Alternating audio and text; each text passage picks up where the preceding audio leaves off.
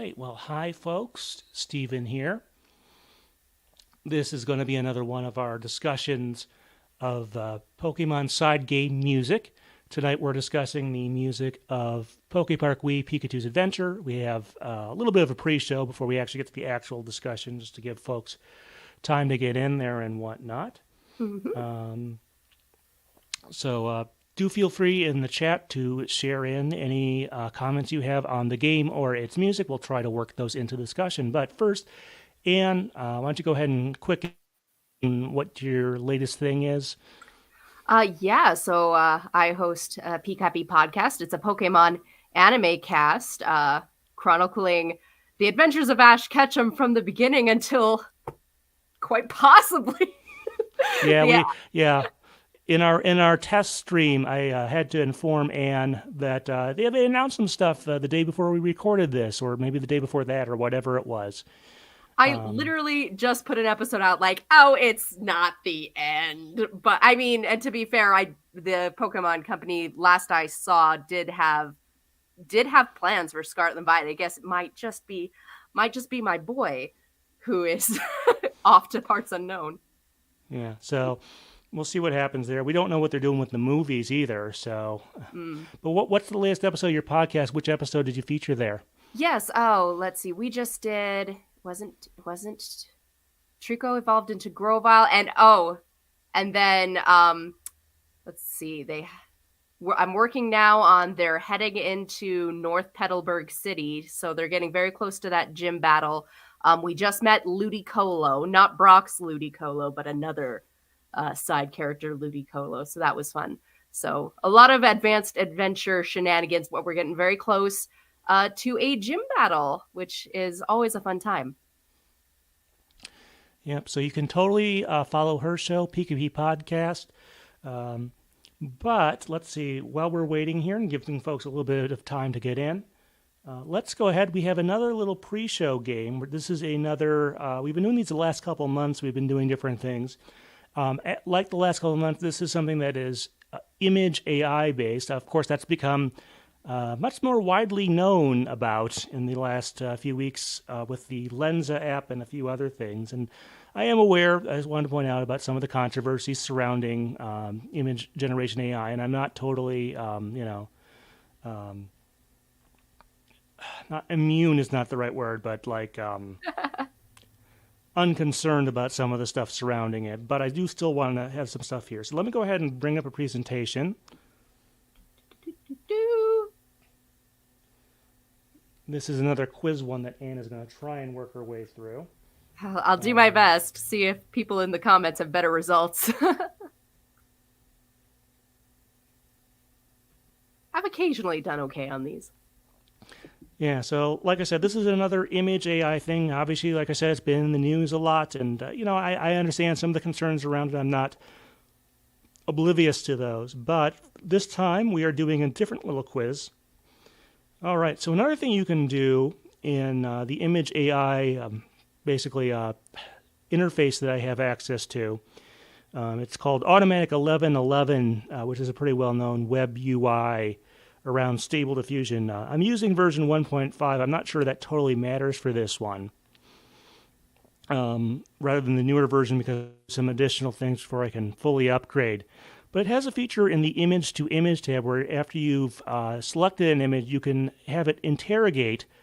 CLIP is all in caps. I think that is some sort of acronym. But basically, it tries to figure out through a model and maybe some reverse image search. I'm not sure exactly what it does, what's in there. So what I've done is I've taken this first one here is the single for I'll Be Your Everything from Inspector Gadget from '99.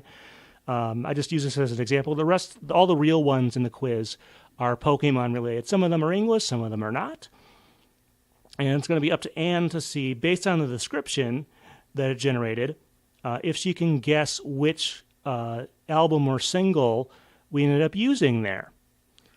Now, you can see the example here. It says, a poster of two men in suits and hats with a wrench in their hand and a wrench in his hand by Quentin Tarantino. I don't think Quentin Tarantino had anything to do with this song or this movie.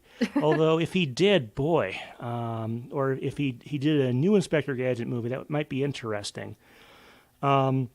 But just to point out, it does try and find an artist for it. It is not always accurate. Often seems to not be. I did remove anything that seemed to reference the album name directly from these things, so I did remove that if it managed to pick up on that. But basically, I've got 5 of these, and as per usual, we're going to go through and see how Anne can do here. Dun, dun, dun, dun.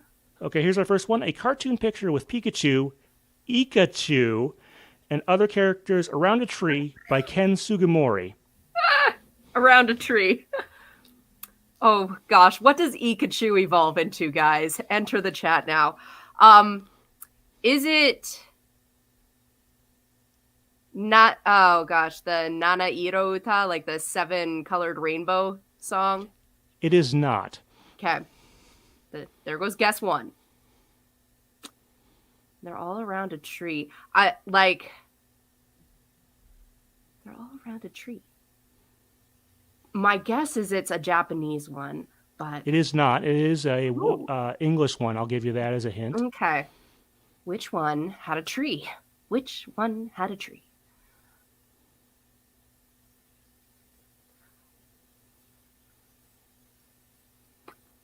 Could it be the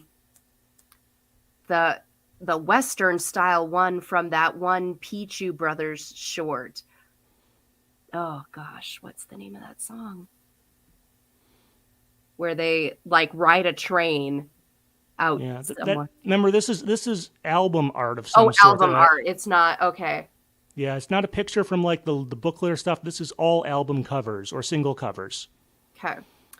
There wasn't a tree on the first album cover. There wasn't a tree on the second or the third. By the 4th movie, English wasn't really getting albums. Right. But they might have started up again getting Pokemon. So I'm going to guess. Okay, this is going to be my last guess. And after this, I don't know. I'm going to guess Celestial. It is not Celestial by Ed Sheeran. You might actually kind of kick yourself, Anne, on this one. I thought this one was kind of obvious. We're recording this in December. It is obvious. Why did I even think of that? Yeah, so it's Pokemon Christmas Bash. It's the cover for that. Oh my gosh. So I thought this one would be easier. Like I said, it did put the word I took out the word Christmas that appeared a couple times in the text it generated to make it a little less. That would have made it too easy, but oh man. Yeah, so oh well. Better luck with the rest of these, Anne. All right, everybody. All right, let's go to the next one. A butterfly flying over a yellow background with a green circle on top of it and a white butterfly on the bottom of the page by Taiyo Matsumoto. Like I said, I do not know if when it attaches an artist name, if that is remotely accurate. But right. Okay. I mean, my first guess would be that any artist attached would have to do with writing on the cover, but then it pulled Ken Sugimori out of nowhere. Yeah, so, I mean, the art on Pokemon Christmas Bash's cover looks pretty standard and pretty correct, but I'm not sure if Ken Sugimori was actually involved with any of that or what. I'm not entirely sure who does produce those covers there. No, but he would have designed all those characters. Right. Like those are all his designs. So Taiyo Matsumoto may not necessarily be written on the cover, although that would narrow it down a bit. So we got butterfly over a yellow background with a green circle on top of it. And a white butterfly on the bottom of the page. Okay. I do know that the first album, Pokemon the Movie, that one, had a yellowy orange background, maybe, in some, or at least it calls to mind that it was yellowish, but I'll give you a hint. The butterfly part is spot on. Okay. I purposely avoided I did try some album covers and whatnot that didn't come up with very good results.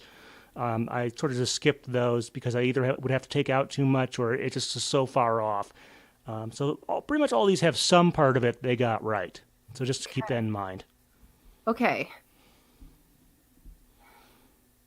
If there were butterflies on it, a white butterfly could be a Butterfree, which might narrow it down to Gen 1.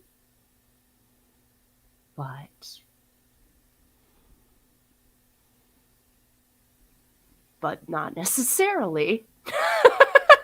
Okay, and we got a green circle on the top, which could be a Pokeball. It could be a symbol on Ash's hat. I'll give you a hint. The green circle is probably a bit of a red herring. Okay, just focus on the butterflies. Okay, so that. Okay, I seem to remember. Okay, I have two guesses. One is Pokemon the first movie album, because I'm pretty sure that had a Butterfree on it somewhere. Okay, it's not that. Okay.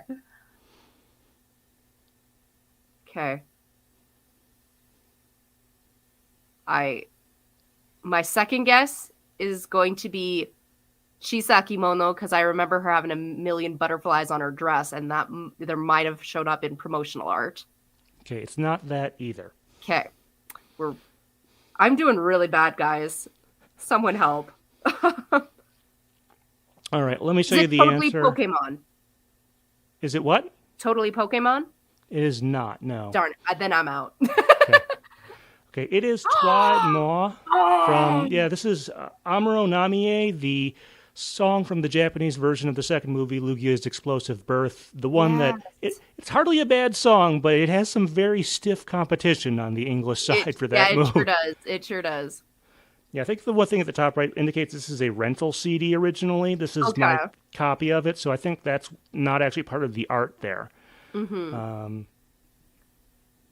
I think that's just like a sticker they had on it from wherever I got it from. This is a scan of my personal copy of it. So yeah, so you can see they have the two butterflies on there. So nice. Okay. All right, let's go on to we'll go on to number 3 here. A poster with a pink and blue character on its back cover and a pink and white character on the front by Ken Sugimori. Okay. So now, is this showcasing both the back and the front of the CD, or is that just No, it seems to want to say back and front on when I tried some of these, regardless of whether it is the back and the front or not. Okay. And all these were only one side of it, right? Of the casing. These are all covers. None of them are like the track list on the back of it or whatever like that. They're all covers of the product. Pink and blue character and a pink and white character suggests to me Slowking, but not. Let me think of some more. Which ones would have had pink and blue characters? I feel like something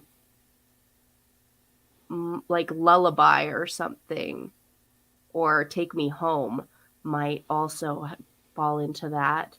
But let's see. So, there's at least 2 characters. One's pink and blue, one's pink and white.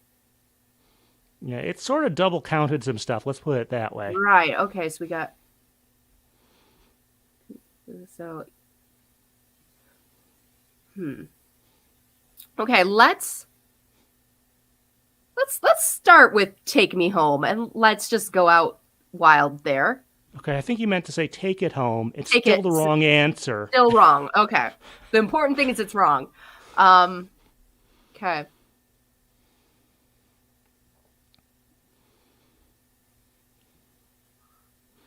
Okay, we'll go with my gut instinct, which is something from the second movie. And I'm going to go with the English cover. It is not. It is an English album cover, but it is not from the second movie. Not from the second movie.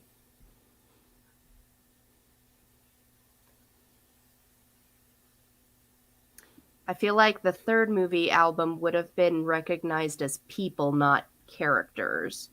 And I don't think there was a lot of pink and blue. What did Totally Pokemon?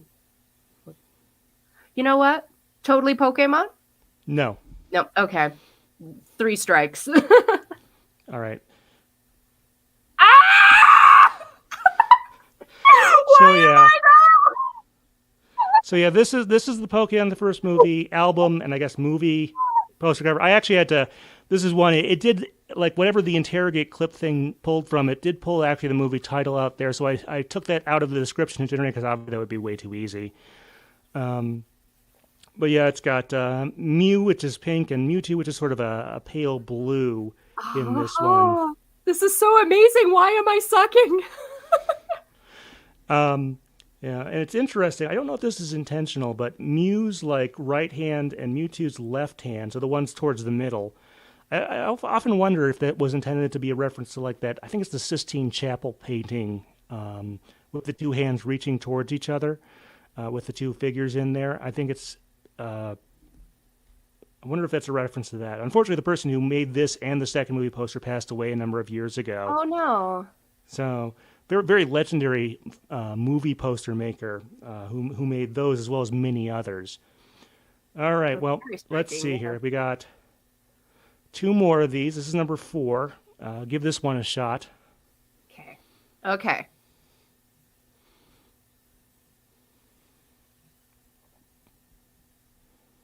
Detective Pikachu album. Okay, you're very close. It is not actually the soundtrack or the score to the movie. It is something else related to it, though. The movie poster. Well, it is a musical product. It is a musical product. It's a musical product, but not the album itself. Mm-hmm. Pokemon 25. I thought it is not. No, it is related to the movie, though. So think about what it might specifically be. But it's not the soundtrack to that movie. Right, it's not the score album cover. Not the score album cover. Oh, but a song from it. Okay. What was on? Because Take It Home was not on that one. That was on the Pokemon 25 album. Freak, I should know this.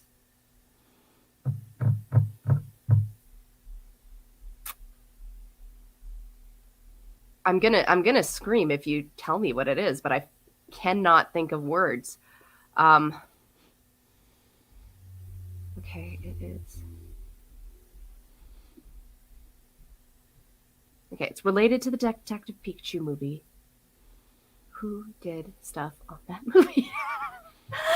I'm sorry. All right, I'll put you out of your misery here. This is a CD single for "Carry On," the Kaigo and Rita Ora song from that soundtrack. So it uses somewhat different art than the album cover there. This is, I'm not sure exactly if this was given out to radio stations or if maybe there was a release party for this.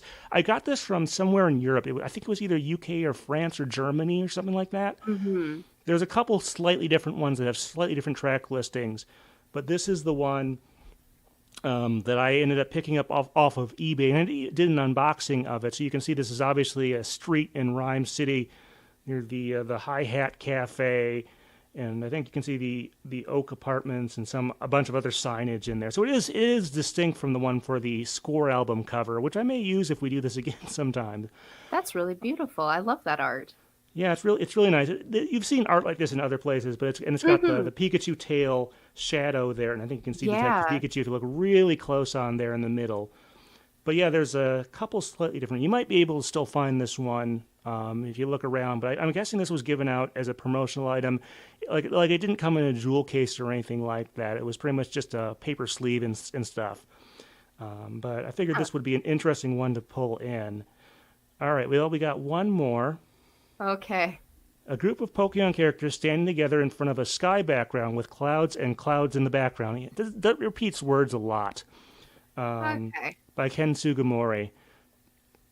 I'll give you a hint since you've done so. Please do. Oh gosh. This is a Japanese single. I will narrow it down to that point. Okay. Kaze to Ishoni. Together with the Wind. It is not. Okay. But I'll give you a hint. It does have one of those words in it. Okay. Okay.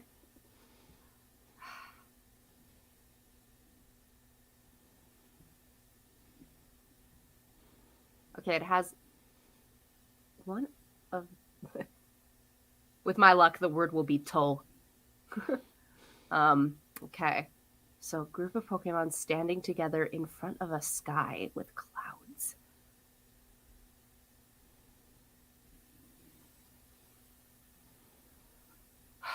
Okay, I own the Lugia one. There are some clouds, but I don't think that's it. So we're going to put that one to the side.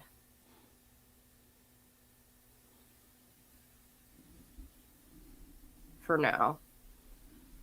Well, no, because there are versions of Revelation Lugia that do have clouds, but it's not Pokemon. It's more humans on it. So, okay. And then...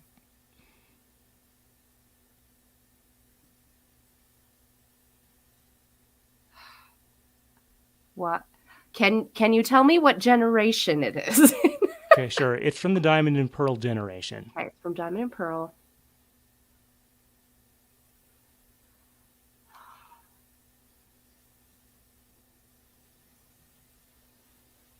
Okay, because we have the sky, we have Mamoru Bekemono, and it's not that one. That's before Diamond and Pearl.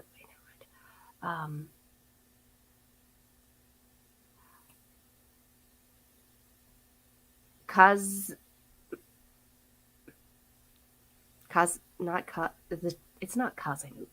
That's not a name.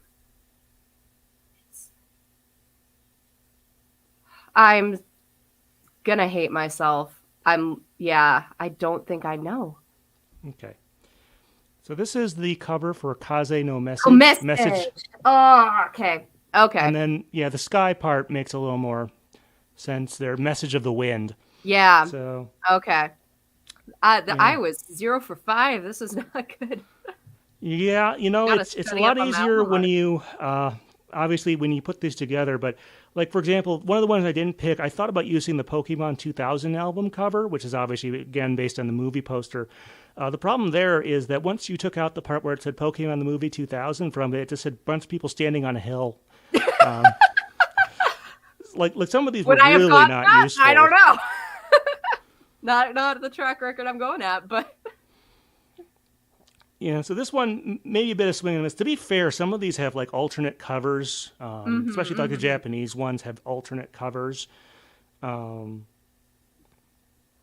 like, because a lot of them, there was a CD version, there was a CD plus DVD version that might have a different cover on it, which makes it a lot harder, and stuff like that. So as far as this particular cover, I mean, it's got all the Pokemon that were in the anime at that time, pretty much for the main characters, just about.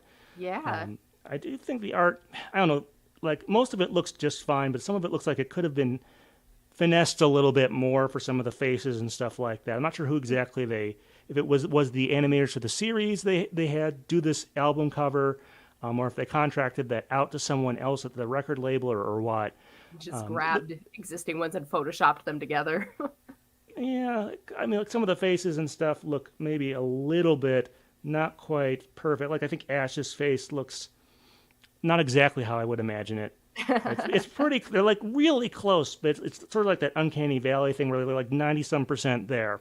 Not a bad album cover by any means, but all right, and that is the end of that one. So, sorry, Anne. If we do more of these AI things, I will try and pick something that maybe you can do a little better at. I don't know what to tell you guys. I was not anywhere near. So I'll try and think of something. Like I said, AI art is definitely in the news lately. There's a fair amount of controversy around it, but I still felt okay using some of that here. Yeah, just for fun. We're not. Yeah. So, all right. Well, so about ready to do our discussion now. Let me boot up some of our stuff. So like I said, this will be a discussion of the music of Pokemon, PokePark Wii, Pikachu's Adventure. So this is obviously a Wii game since it has the word Wii in it, in its title, which is kind of interesting to say the least, that they felt that necessary. Sort of the usual process here. We have sort of a background discussion about the game and whatnot. And then we sort of talk about various tracks, Oh, I forgot to put, let's see.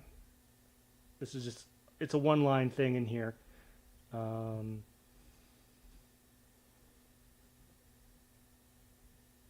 There's always an experience section. I forgot to put that in the notes, but it's always like a one-line thing anyway. All right, well, let's see here. Let me go ahead and...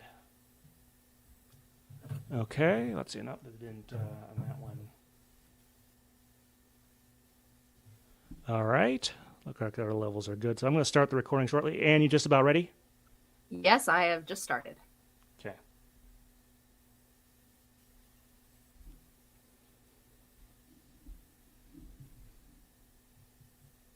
Hi, folks. Steven here. I'm on the phone with Anne from Pikapi Podcast. And we're continuing our Pokemon side game music discussion series. And we've reached basically the last Gen 4 side game, PokePark Wii, Pikachu's Adventure. Mm-hmm. So, as the name kind of implies, this is a Wii game. Let's see. It's, I guess, is sort of a spiritual successor to some of the prior Pikachu-centered games like Hey You Pikachu and Pokemon Channel, but it goes in a very different direction structurally and in terms of gameplay. So this was released in 2009 in Japan, December of that year, and then everywhere else it came out in 2010. So let's see, in the EU it came out in July of 2010. In Australia it came out in September of 2010, and then finally in North America it came out in November of 2010. So kind of an interesting spread there of dates. As far as our initial experience with it, I know I definitely played it when it came out, picked it up on disc and played through it for all the way through. Obviously, yes, it is a contrast to some of the other Pikachu-based games. We'll talk more about that in our game discussion. And you... Well, let me restart that. So, Anne, I asked you about this in the pre-show, and I assume you were aware of this game at some point before this, but you've only barely been able to actually play it. Can you sort of describe that? Yeah, so, I mean, I was aware of it in the same way that I was aware of a lot of games, but this is one that I don't think I ever actually played, like, in a, like, at a convention or at a friend's house or anything. So this one I had to track down a physical copy, and my local used game store is very helpful with me on these endeavors, but I did not actually get my hands on it until just today. So I have very limited playing experience on this one. I definitely didn't play it right when it came out, so missed all the hype around it. Yeah, I forget, when this originally came out, did you have access to a Wii, or did you just miss this game? Yeah, no, I didn't have a Wii until we were well into the Wii U era. So yeah, that's you know, whatever. As long as you made it there in the end, so that's what counts. Right. But all right, well, let's talk about some of the folks behind this. This is a Creatures Inc. developed game. So Creatures is sort of one of the co-owners of the Pokemon franchise. Prior to this, as far as actual game development, they had done the Pokemon Ranger games, which we've been discussing a lot lately. And it may not surprise you that some of the folks who worked, especially on the Guardian Signs game that we discussed last time, also worked on this one, and that extends to the sound and music team. So let's see. Our sound director is Takuto Kitsuda, if my sources are correct here. Of course, worked on, let's see, Mother 3 for the N64 that never came out. Some e-cards, credited Heart Gold Soul Silver, and the Detective Pikachu game. Let's see, since we just talked about most of these folks last month, I assume that you don't have anything too much to add, Anne. Nothing personal, of course. The only thing I can add is to Manami Kyoto, the one. Yeah, we do have one new person on this. This is going to be pretty fun to talk about. Yeah, our oldies, I unfortunately don't have much new to add in that. Yeah, so we have Kenichi Koyano, who has worked on, I think, most, if not all the Ranger games. Let's see. Let me restate that, so in editing, I'll have to double-check that fact, and then we can do that. And we also have moving on, we have Ken Ichikuyano, who worked on Guardian Signs. Let's see, Inuyasha Fuel Combat Bloody Roar. And Shigeru Yoshida, Guardian Signs, as we mentioned, and the anime series Rio. However, as Anne mentioned earlier, we do have one new person we haven't covered before at all. Munami Kiyota, who was actually best known for her work in the Xenoblade series, although I think this was before all of that. Of course, Xenoblade started on the Wii and has since become a fairly major Nintendo franchise. Not up there with like Pokemon or Mario or Zelda, but still a very successful franchise there. Anne, what can you kind of add there? Yeah, well, she's got quite the life. She is living. She started taking piano lessons at age 4. Kind of looks like she studied a lot of other musical instruments as she kind of continued with school, but started with classical vocal music. In college, got interested in Japanese folk music and like I see in here like Bulgarian style music. So that's interesting. Kind of had a license to teach music. And like she's not only like a composer for video games and an arranger, but like she's a performer and a musician and a vocalist. She's done vocals on some games, and like she's got this cooperation with the Japan Aerospace Exploration Agency where she like composed albums and then performed like for various like let's see, like planetarium style. Like I think she performed at a planetarium at one point, but like to kind of promote that sort of thing. And like, she's got some very beautiful music that she's composed and or performed with on YouTube, like just from her personal projects outside of video games. So she's just got a very wide CV. It says on her website that currently she's focusing most on composing and arranging with like video games and television and commercials and the like. She also runs a music production unit called Manamik. So yeah, she's just living her best life since 2003.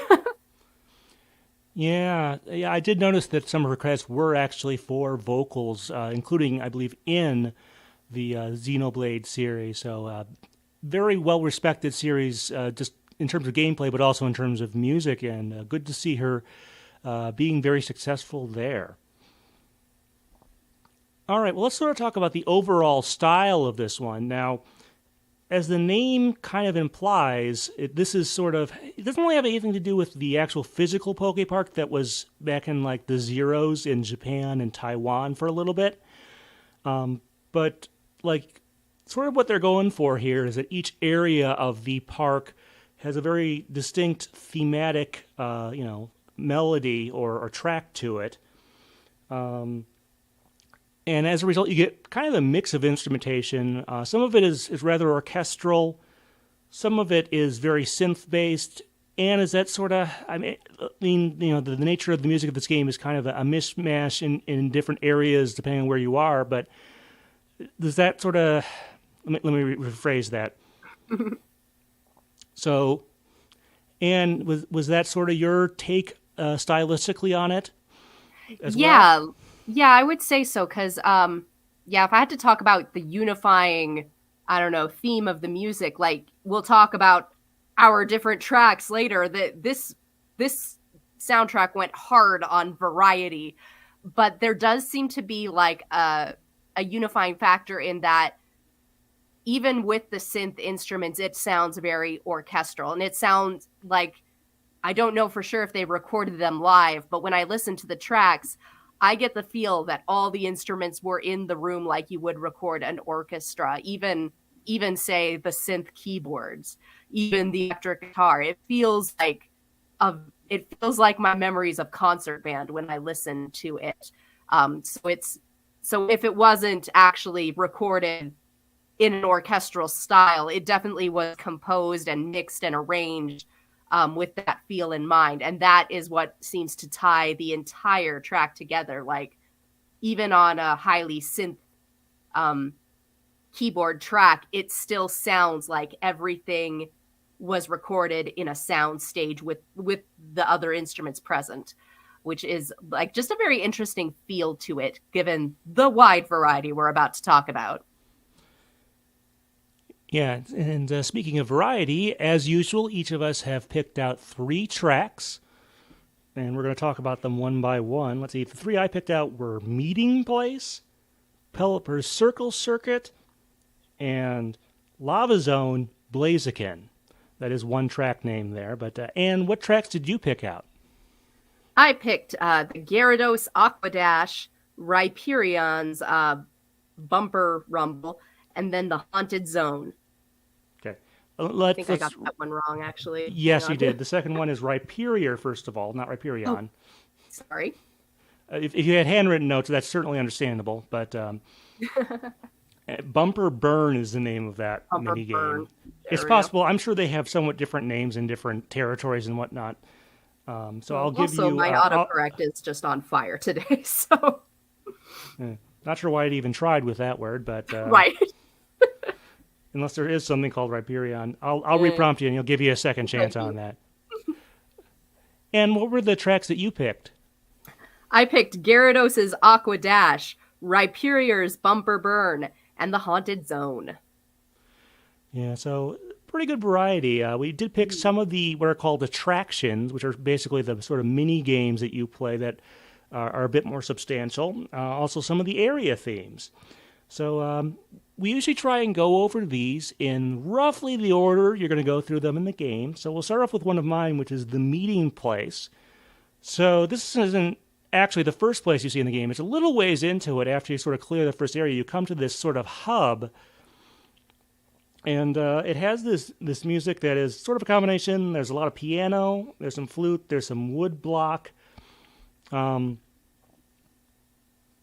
It's very pleasant. And what were your sort of first observations with this track? Yeah, like just with it's all wind instruments like flutes and oboes, and like with the piano, like it gives it a very classical feel to it, like very Edwardian dinner entertainment sort of feel. Like if you watch, say, like a Pride and Prejudice or something, like this is the sort of thing that they'd be playing on their harpsichord with like a flute in the background or something. Like there's just something very classical Western music about it. And it, as you say, it's very pleasant. It's very cute. It's very light and lifting. And yeah, just again, very deliberate in their use of style and orchestration. That it's only the wind instruments, it's only the piano, and maybe like that little bit of percussion. But even that is, again, a very classical style of percussion. Like it's just a wood block. Yeah, I also noticed something of like a leading and following quality. Like there'd be a thing that would play for a few notes, and then right after it, there'd be sort of like call and response doesn't quite seem correct there. It's more of a lead and follow. I don't know, but I did notice that occurred a fair bit within this track. And did you notice that as well? Yeah, and again, that kind of feeds into that just kind of classical sense, because it does. Oh gosh, I don't remember. My piano teacher is gonna get me, but like there is a term for like a little motif that again gets repeated, but like slightly twisted, a little bit different later. And again, it's kind of a lead and follow, a kind of call and response thing. But it's very present in a lot of classical music of a certain era. So again, it just kind of feeds into that sense, I suppose. Yeah, I think the word you might be looking for, I'm not sure it's entirely correct either, is leitmotif. Is that what you're looking for, or is it something else? It's not sounding like the one she taught me, but that could be another form for it. That could be it. All right. That's okay. Yeah. I did also want to mention that there's an up and down quality of some of it. There's some verticality in this area. There's a tree house that's in the middle of it that you can explore through. And I think at some point in the game, you do have to go like all the way up to the top to find something in there. And then there's one part, I think at the end of the A section, where there's a descending chromaticism on the piano. So you can't actually jump off the treehouse, I don't think, but it sort of sounds kind of like that to me. I don't know. Anne, did you notice that? I didn't, but that's really cool. kind of musically makes the use of space within the game. That's kind of neat. All right, well, let's talk about my second track. This is from one of the attractions in the beach area. This is Pelipper's Circle Circuit. Now, in terms of instrumentation, it has bright guitar and drums. This is a flying minigame where your goal is to run through as many circles or rings as possible to score as many points as possible. What I actually noticed stylistically is it reminds me a lot of sort of the early 3D Sonic games and their music, specifically like the first Sonic Adventure 1 and 2, and maybe a few of the games of that era. I know, what was sort of the vibe you got from it, Anne? Well, it's funny that you said early Sonic games. Like, I also thought of early games, but like, I first called to mind that old Nintendo 64 jet ski game. But yeah, I kind of get the same vibe as you do. It's very bright. It's very happy. It feels very light, like you're flying over an ocean or racing. There's a lot of little high notes kind of tucked away in the background that kind of facilitate just this feeling of moving upward. The notes just kind of trickle up, and it kind of just gives a lifting quality to it. That's very fun. Yeah, I think you're thinking of Wave Race 64, yes, which actually I think compares better to one of the tracks you picked that we'll be talking about shortly. But yeah, probably less musically is what it called back, but just more the visuals, I think, is what I pictured in my mind when I heard this music. I suppose. Like I said, I gravitated more towards some of the earlier 3D Sonic games. But although I like this track, I feel like it is missing something. And I that's kind of a criticism I have of a lot of the attraction tunes for those attraction mini-games. Not that I think they're all bad or anything. This is definitely one of my preferred ones. But I figure, or I should say, but I think this one could have more of a lead and melody in there than it does. I don't know, Anne, what were your kind of thoughts? I think that makes sense. Like, I wouldn't have thought much about it until you said something. Possibly because I don't think I played this particular area in in my brief time with it. So the idea of it lacking until you said something I didn't really think of. But like, now that you say it, like, yeah, I can't really remember picking out a melody or a tune per se. And I do think that would kind of just make the song. But yeah, not necessarily saying they need to bring in Crush 40, who did a lot of the vocal songs in the early 3D Sonic games, to go that far with it. But I do feel, and we'll talk about this more with some of the other tracks, that maybe there could have been a little bit more to this one that would give it a bit more of a distinct, like it has a style, but not so much of a melodic identity is sort of where I'm going with that. All right, Anne, let's talk about... Okay. All right, Anne, let's talk about your first pick. This is another game or attraction in the beach area. This is Gyarados' Aqua Dash. Why don't you tell us a little bit about why you picked this one? Right. So I was kind of going for, again, variety when I picked mine, because this soundtrack boasts a lot of it. So this one has a very iconic feel to it. It feels like it's all synth instruments. It feels like an 80s workout dance class. It's very Fame the Musical, very Jane Fonda. Like, it's got a lot of energy to it. It's, it feels fun and happy. But the second you hear it, it sounds like old workout VHS tapes. And that's it's very distinctively it. Like, it's very different than the other two tracks I picked.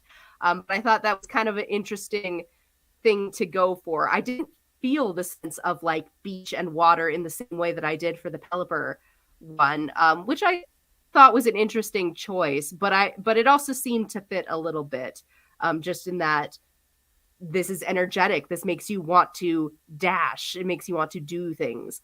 So the stuff I had down for this, it's definitely synth, very distorted synth on there. And I actually felt like it had sort of a tilting left and right quality. If this were an ice track, that would give it a bit of a skiing vibe. But going back to sort of the jet ski portion of it, I kind of did compare it a little bit to Wave Race and other similar games like that, where you're trying to go through buoys and stuff like that on a course, and that kind of gave me that type of vibe from it. Do you think that's a fair point, or? I definitely do. Again, like the rhythmic left and right could easily feel like you're going around obstacles and the like. To my mind, the first thing that came was lifting the weights. But I definitely think it fits what you're supposed to be doing there at the beach, like the little mini game area. Yeah, and the workout part is I think that also is a valid descriptor for this one. Anything else you want to say about this track? No, it is my least favorite of the three I picked, so I think its novelty is what I wanted to highlight. Interesting. All right, well, Anne, another one of your tracks is right up next here. This is Rhyperior's Bumper Burn. This is another attraction. This time it's in the Lava Zone. Tell us about this one. Yes, this is my favorite of the three I picked. This may be my favorite on the whole album. This is like it's almost a metal track. Like there is this crunchy bass and electric guitars and stringed instruments, like along with the synths. It's got a lot of edge to it. It feels like the most edgy, the most rock or metal track that we've had in a side game, at least. And it's just very heavy in that sense of like metal and heavy rock that is very striking. It's very fun. It's cool. So I really liked that. And for like, I haven't played the particular area that this one is for the game, but it feels very tough and very rumble around and boulders and the like. So I imagine it fits really well. Yeah, just to go briefly into the nature of the attraction, you're on a spinning top.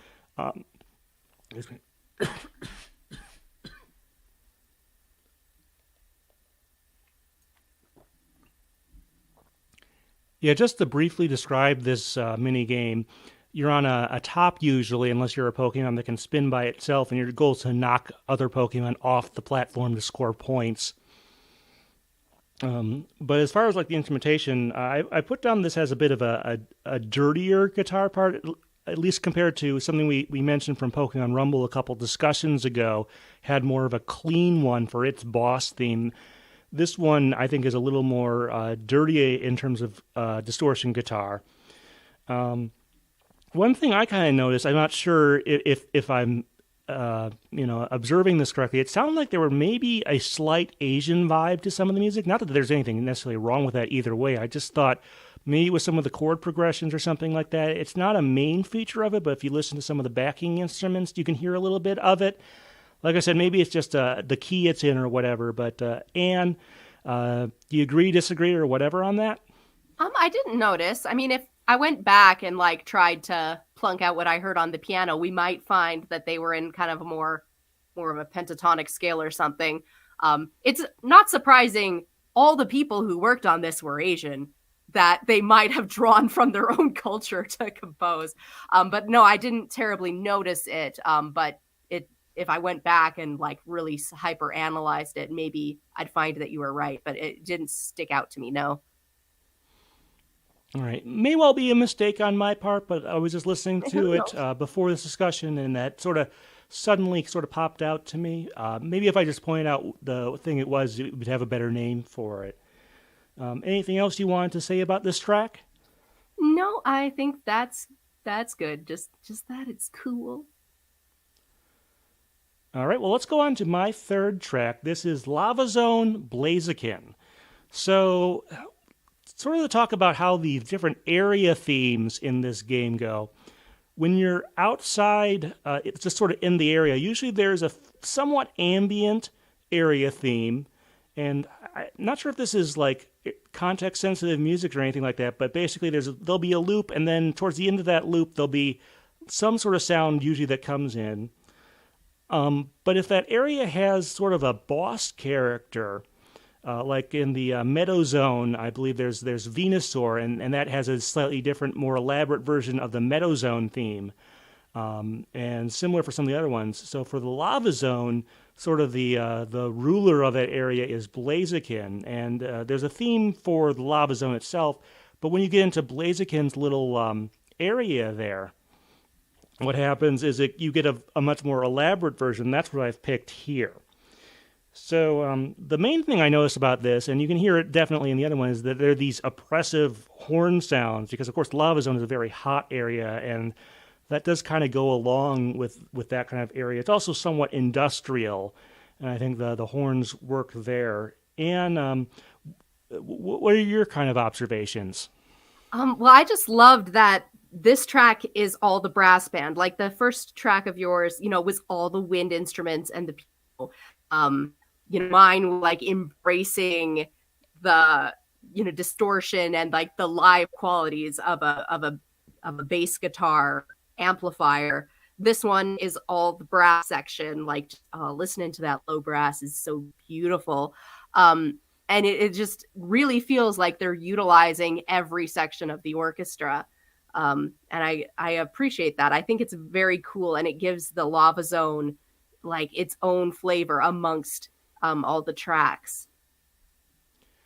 Yeah, structurally, one thing I wanted to point out about this is that there's kind of two very distinct horns. I don't know if they're sections or what, but and they sort of interlock. It's sort of, I guess, a call and response like we talked about earlier, but maybe like there's in this Blaziken version of this theme, there's very little downtime, but there's a clear separation between one set of horns and the other set of horns. And I was curious, Anne, is that something you also noticed?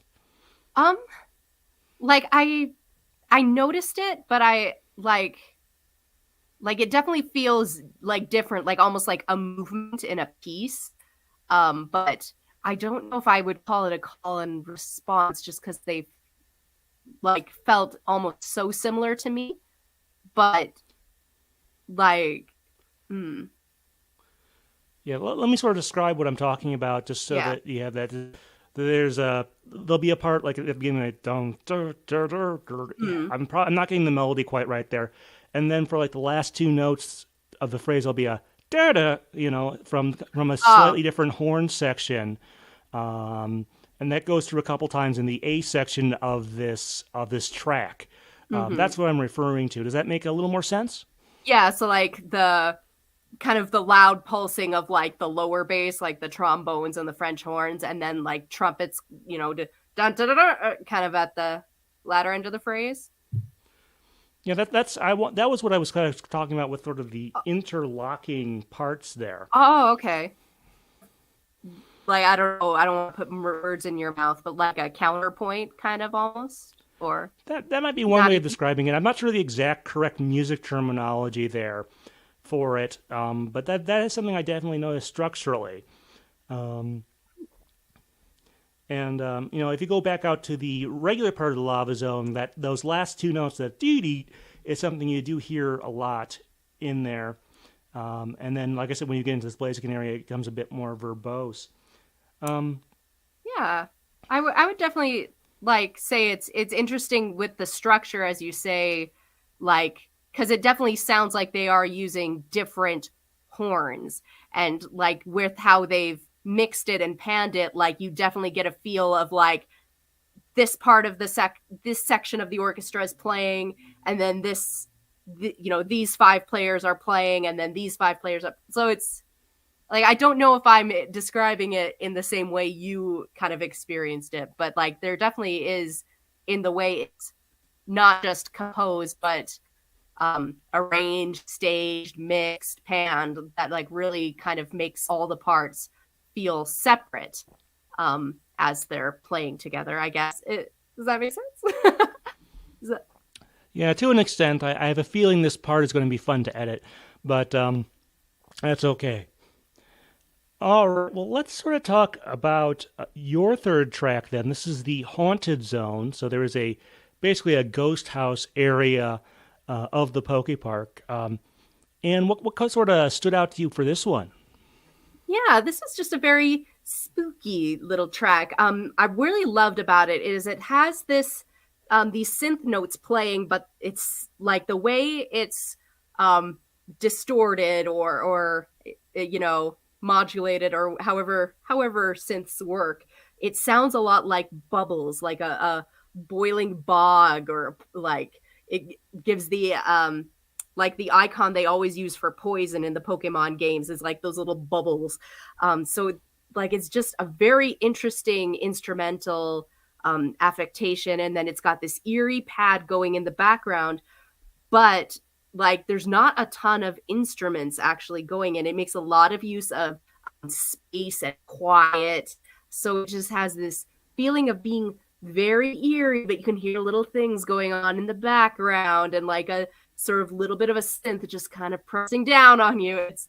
It very much gives off haunted vibes. Yeah, I do. I'm not 100% sure. I think we picked out the same track here, but I just want to say that my observation is just ambient, sparse strings is what I have down for this one.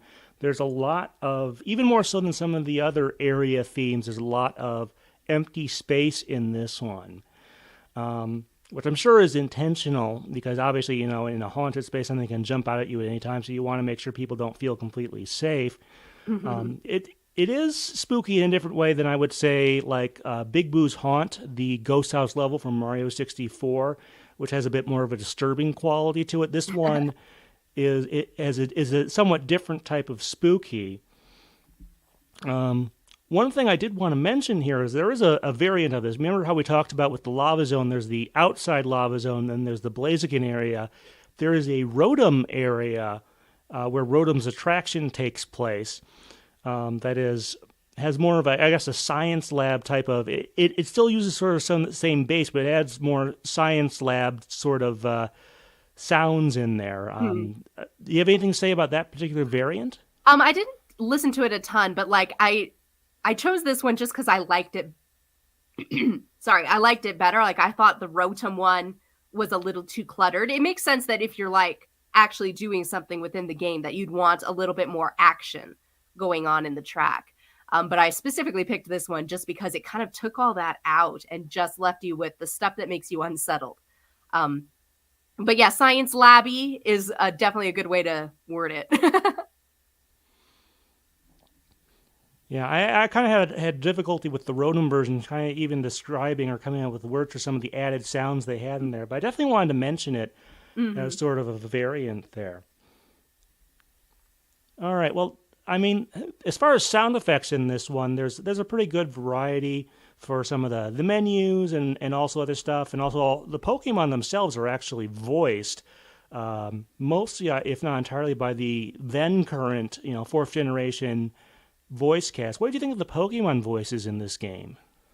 They sounded really nice and kind of what we've like, I mean, maybe not necessarily recorded at the level we've come to expect, but like it was just for these types of games where you're like playing as Pokemon, interacting with Pokemon, like in a way, I feel like I've kind of come to accept that that's a thing.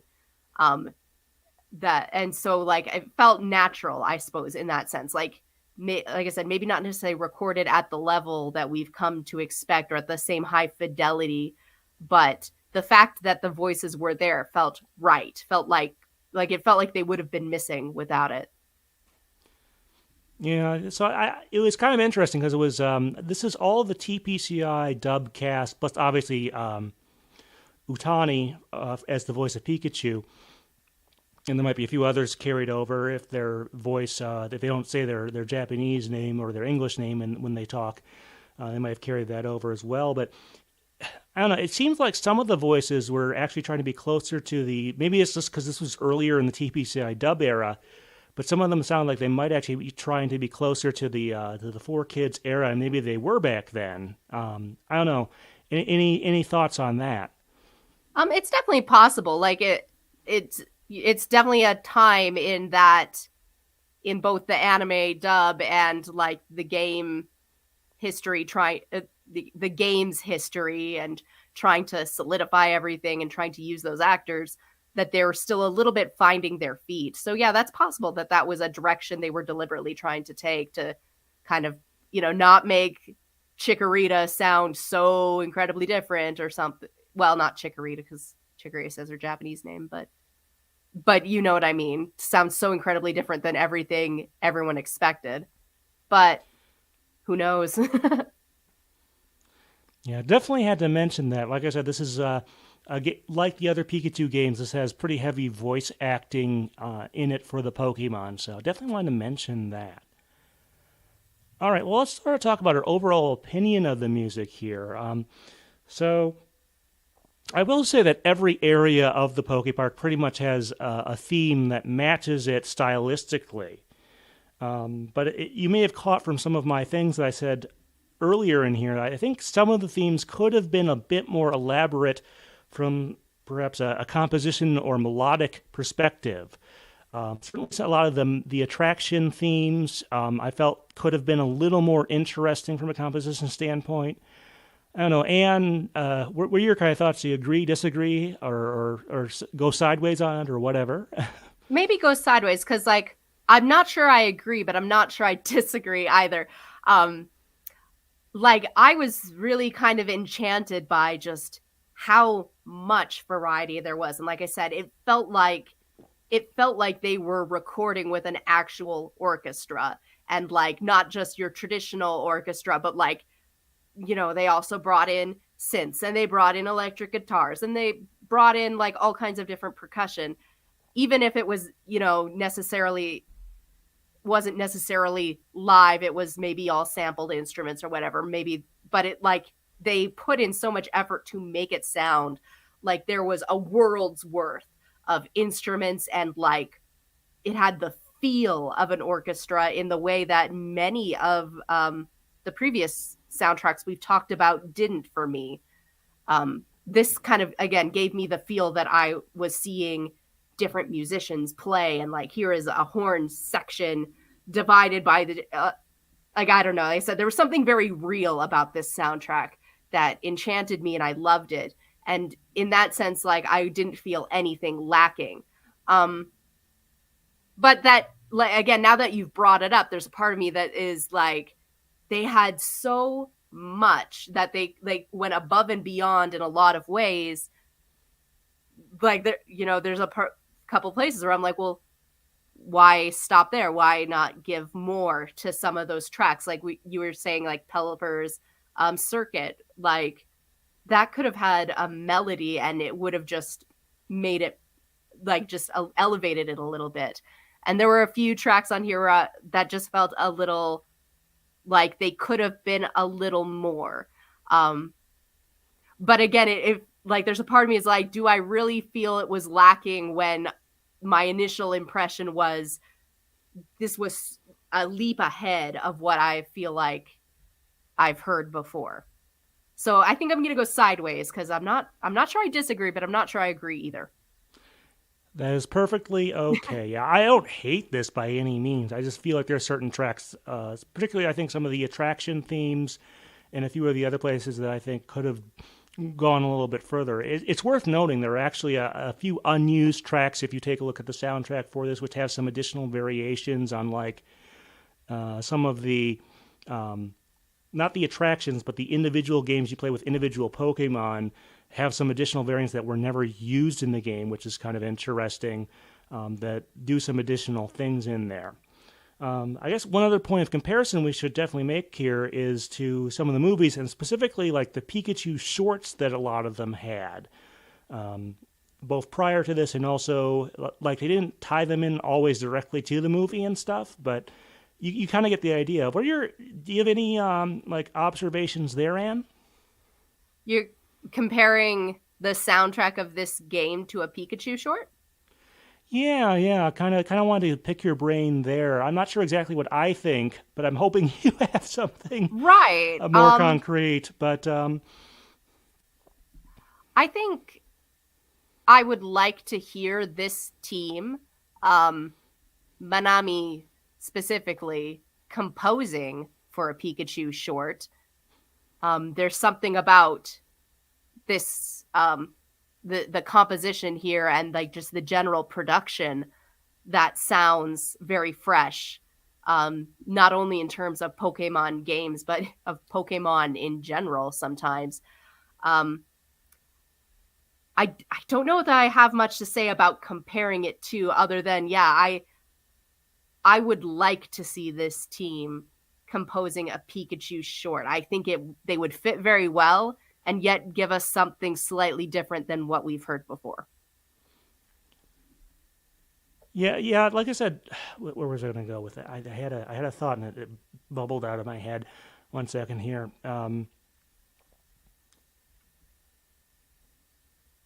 Yeah, it was just something I wanted to bring up as a point of comparison because there are some definite similarities. This is a world that's all Pokemon.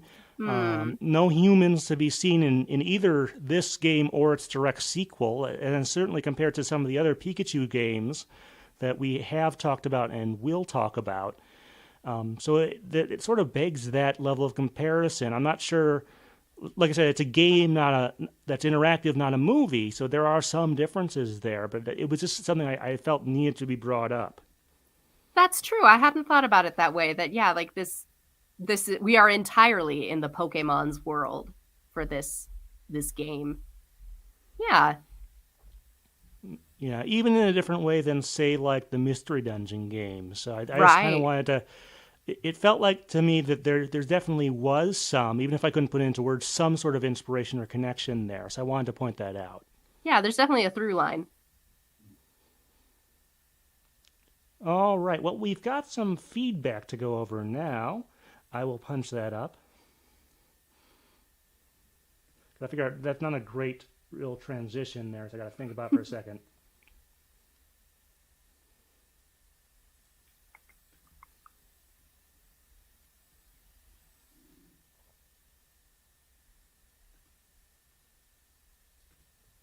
Looking for the files. Ta-da!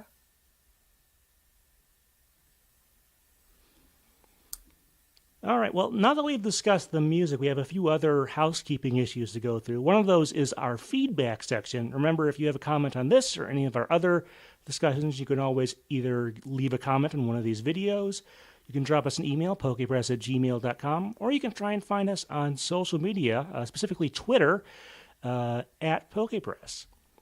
But in any event, I have a few comments I wanted to get through here. So the first of them is on Peter Moshe explains how Dream Streets They Don't Understand was recorded. So this is an interview I did a little over 2 years ago at this point where I talked to Peter Moshe, the engineer on Dream Streets They Don't Understand from the Pokemon 2000 soundtrack.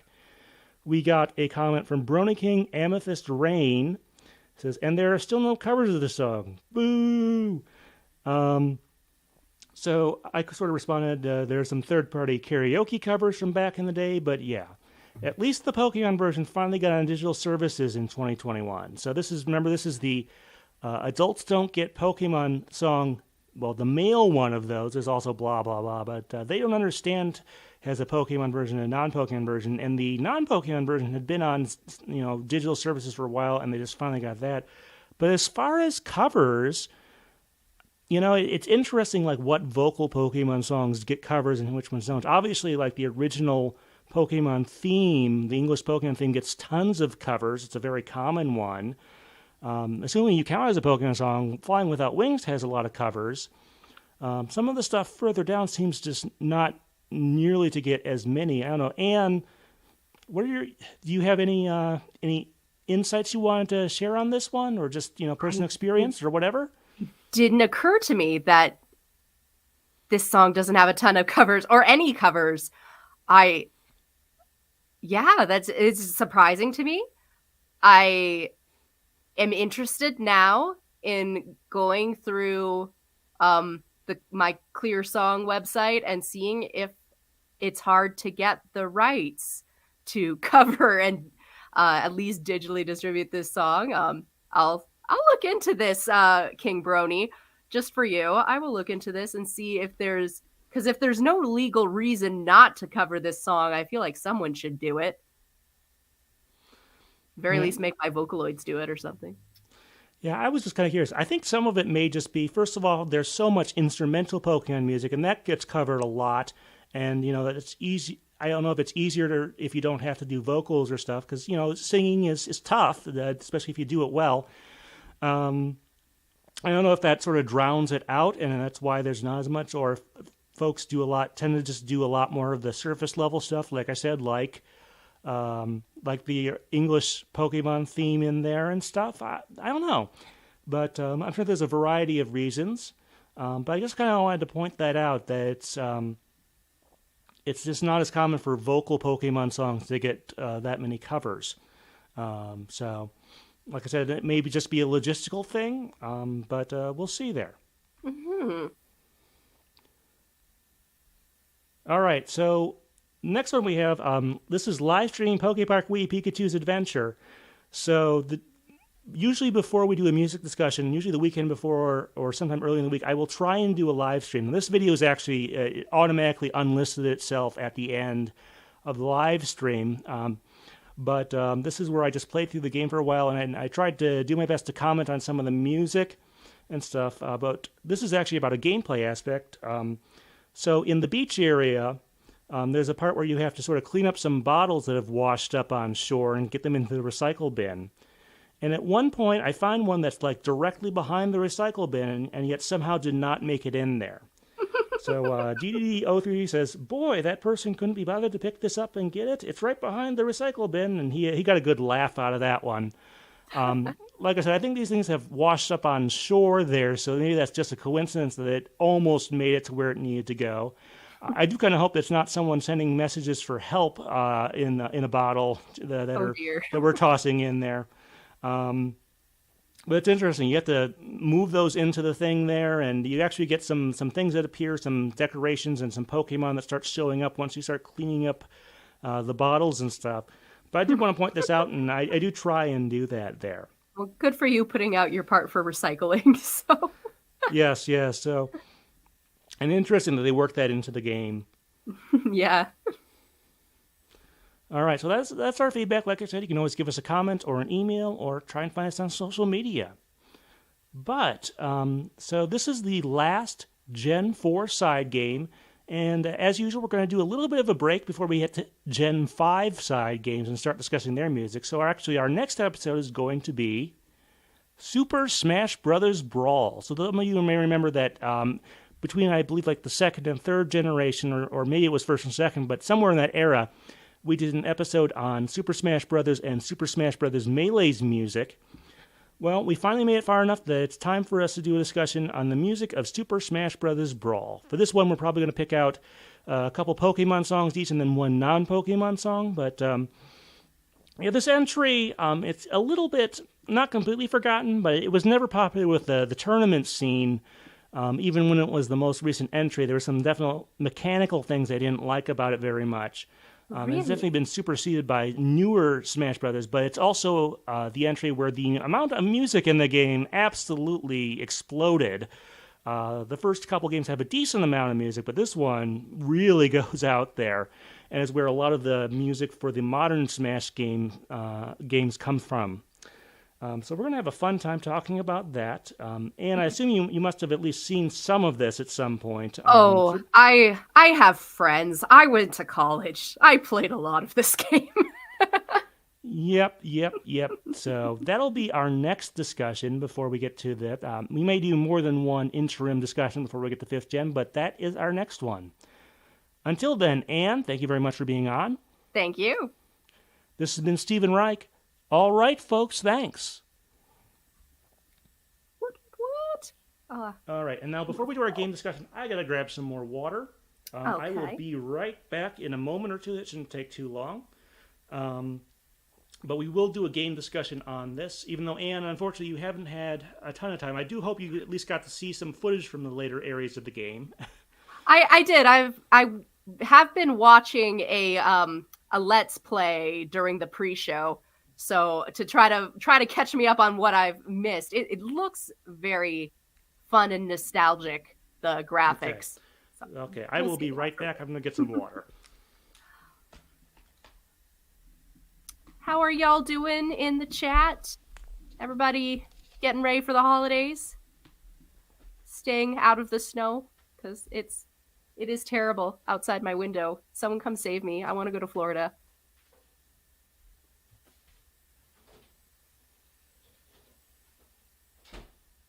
Trying to navigate here to get to so I can actually read what's going on in the chat if anything's happening over there.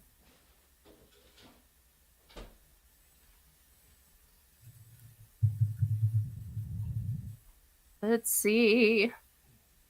There we are.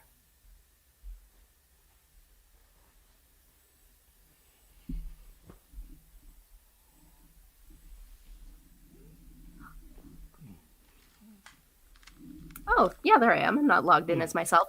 Well, doesn't look like anyone's chatting, but welcome, everybody. We're so glad to have you. Yep. Always happy to talk to you. Yeah, sorry about the little break there, but I definitely need to get some water to refill there. It is so this bizarre. is what we do after our discussion of the music, is that we obviously do a game discussion, and this ends up on the podcast as an after credit sequence. And so we always like to do that with these games there. We do a similar thing with movies. We'll talk about the music of the movie, and then in the post-discussion we talk about the movie itself. All right. Give me a second here, and I'll do the game segment introduction. All right. All right. Well, time to talk about Pikachu's adventure as a game. Now, it seems like, based on the title and whatnot, that this is taking the reins, from the previous Pikachu games, which would have been Hey You Pikachu on the N64 and Pokemon Channel on the GameCube. And this seems like it's the successor series to that, but from a gameplay perspective, very different structure and whatnot. First off, in those first two games, you are a person, and you're sort of directing around Pikachu. In the Hey You Pikachu, it's by voice. And in Pokemon Channel, it's, by menus and pointing and stuff like that. After Pokemon Channel didn't, commercially do all that well, we don't have exact sales figures, but it seems like it was not particularly well received.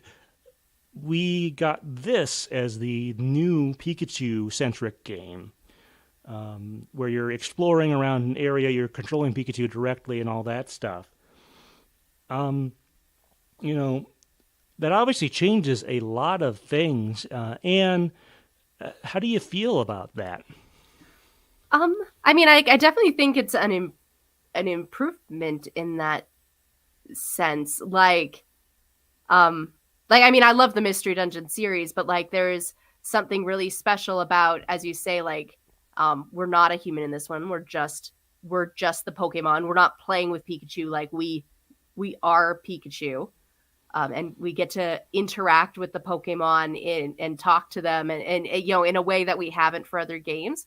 There's just something very cute and charming and different about this game than, maybe some similar yet previous attempts. Yeah, quality-wise, definitely feel this is an improvement from Pokemon Channel, which was has some interesting stuff in it, but was definitely not... Didn't feel like it warranted a full game. At least with Hey You Pikachu, you could say, this is an interesting experiment. Even if you didn't like that game particularly, you could at least say, okay, they were doing something different there. Whereas Pokemon Channel, that was, basically sort of, and then they have this, which is, like I said, exploring a world, meeting people, and all that stuff.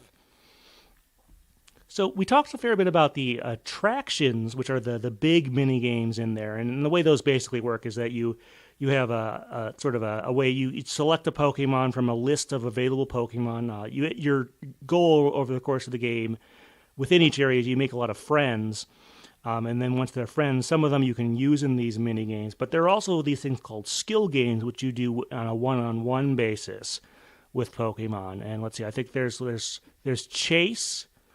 There's battle, there's a platforming task, I forget exactly what they call it, but there's a handful of them where you have to go do an obstacle course type of deal. And there's also a trivia one. So that's how you actually befriend most of the Pokemon in the game. Occasionally you do fetch quests and the like and stuff like that. But those are the sort of the four main ones there. And how did you sort of feel about those mechanically? Um, I really liked them. Again, I haven't had a ton of time to play, but like, I am a sucker in all the Pokemon games for just running around and talking to characters and playing with them or building interactions. So like, getting to run around and like talk to a Caterpie or a Butterfree or a Chimchar and like play a skill game with them or battle them, it looks like you can do, or some, play whatever game they want to play with you, is very charming to me, very fun. I love it. And then, of course, there's the big areas where you can take them as well. Like, I really like that idea. Yeah, I mean, I can see it getting repetitive maybe, but again, I haven't been with it enough for that to happen. well, generally, I think there's a good enough variety between those. You can usually guess which one they're going to do. Like if it's a fast runner, you're probably going to play chase. If it looks tougher, you're probably going to battle it. It does try to work in, like for the battling stuff, some type mechanics. Like some of the ground-based ones, your Thunderbolt won't hurt it, and they even tell you that sometimes beforehand. Although it like with Pikachu's, I don't know if it's Slam or Tackle or whatever. The normal type move it has is absolutely fine against ghosts and whatnot. So they don't totally keep to that type chart there, But still, like, it's nice that they kind of alluded to some of those mechanics, even for your limited move set. And the quiz ones are kind of interesting. They're usually quizzes about the games or certain Pokemon and their features and anatomy and stuff like that you have to do various times throughout the game. I do wonder how they chose those specific ones. I'm thinking Corsola is one of them, and I guess they didn't want to have to animate. Maybe they didn't want to have to animate that one too much since it doesn't really have. You look at its model there, and it doesn't have great stuff in the way of legs and stuff to move around on. I know that's kind of sad, but this kind of occurred to me right now. All right. Well, we talked about the attractions during our main discussion in terms of their music, and we mentioned them a little bit earlier. But these are sort of the big ticket items, I guess, if you want to say that, where you have to do stuff that's a little more complicated that you have to go through. Either some sort of task there. I don't know. And what were your kind of thoughts on the various attractions? I'm guessing you maybe didn't get to play all of them, but what are your kind of thoughts? I did not, but like I really enjoyed them. Like the little bit I got. Like I liked the idea of like working up to a big game, kind of, if that makes sense, or like meeting a boss at one of these areas was pretty cool. I'm trying to. Like I said, I did not make it very far at all. But like I was really looking forward to getting to the Haunted Zone and to the Venusaur.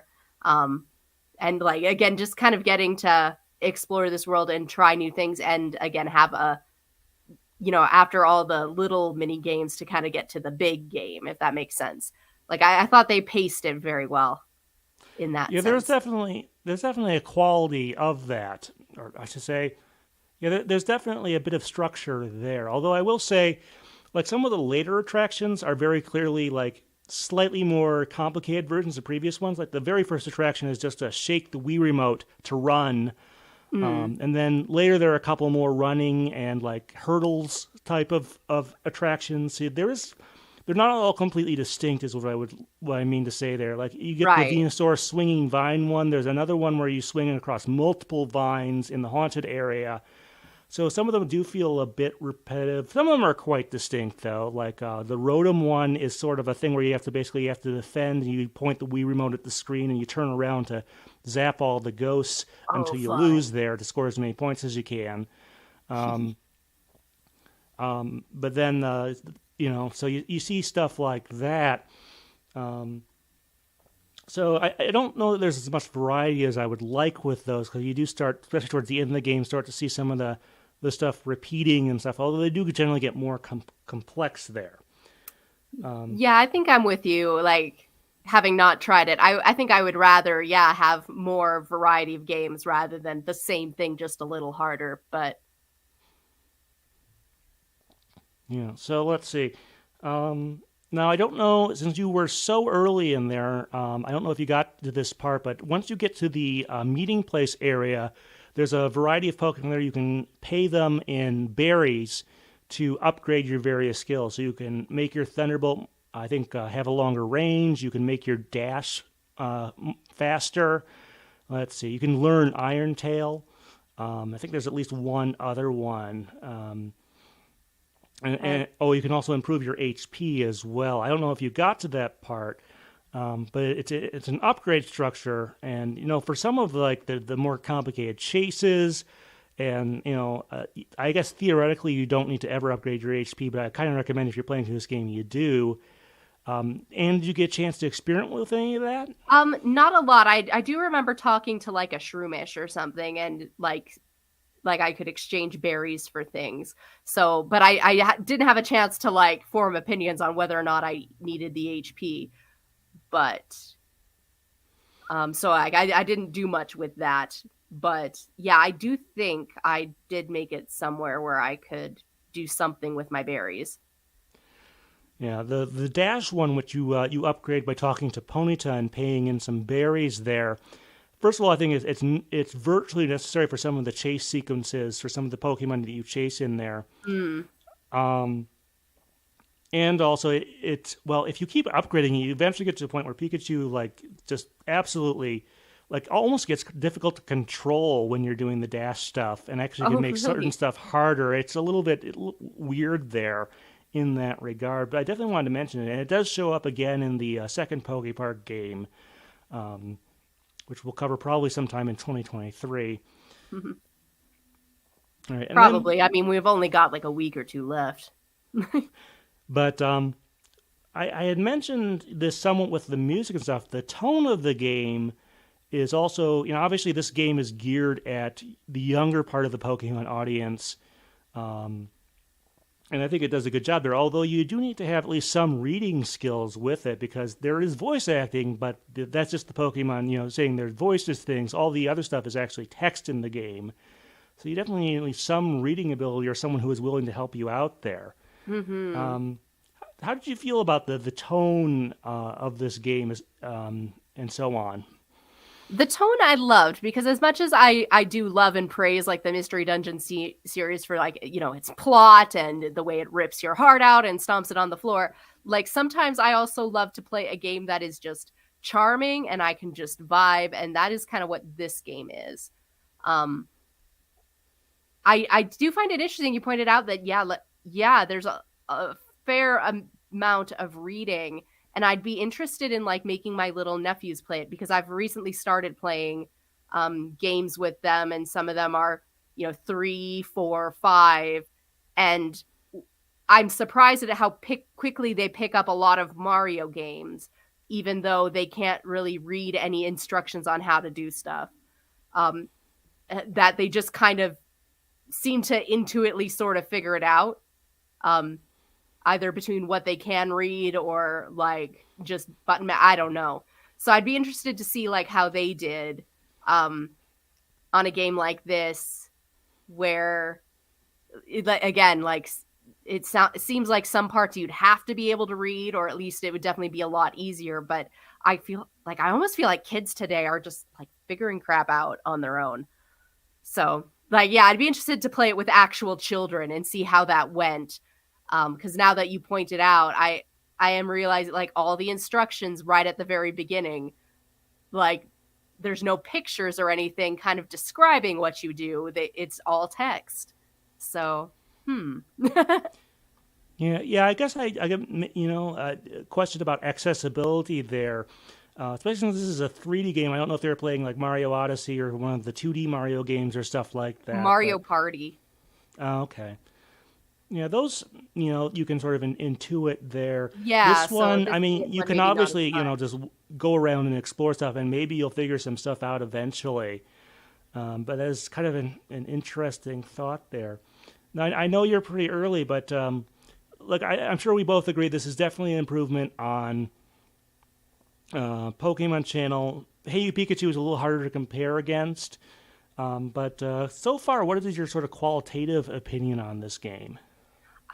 Very high. Like, um, I mean, I suppose in some way we'll always be comparing graphics to like, practically photorealistic qualities that we get in some games now.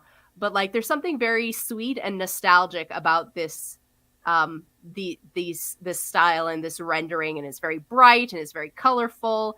Um, like it's definitely older, but it's not like so low poly and old school style that I can't figure out what everything is or that it distracts me from playing.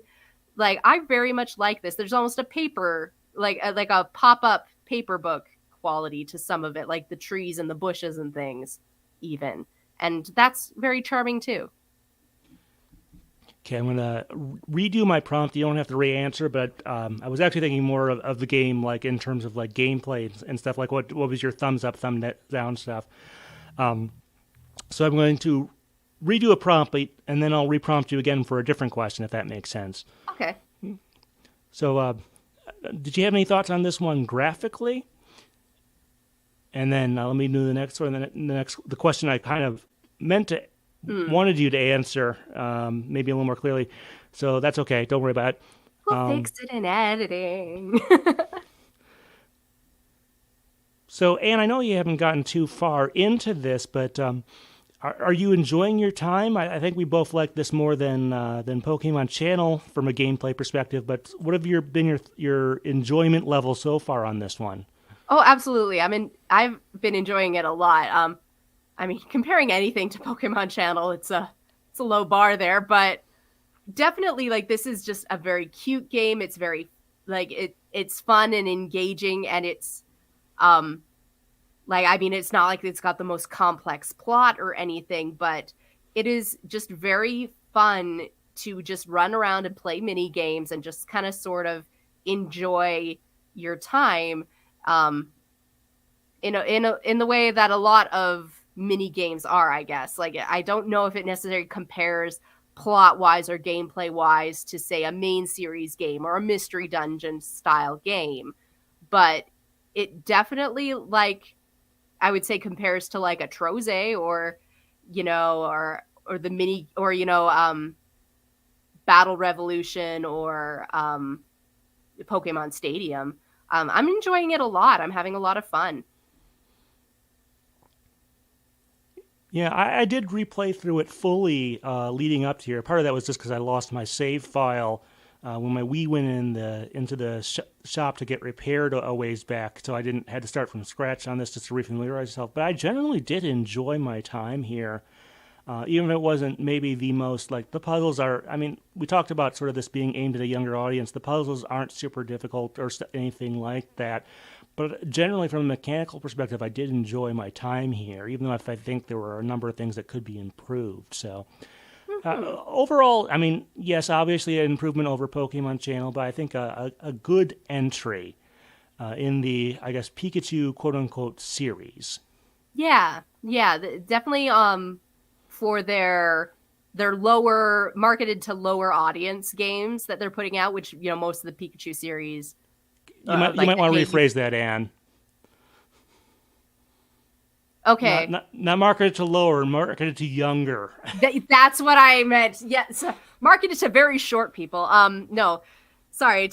Definitely for their games that were marketed to younger audiences, which a lot of the Pikachu games, like the Hey You Pikachu, Pokemon Channel, those games were like. This seems like a very solid entry. Like maybe not every grown adult is gonna love it quite the same, but like it's a fun, it's engaging, it's simple for the younger audiences. I think it's great. Yeah, I more or less agree.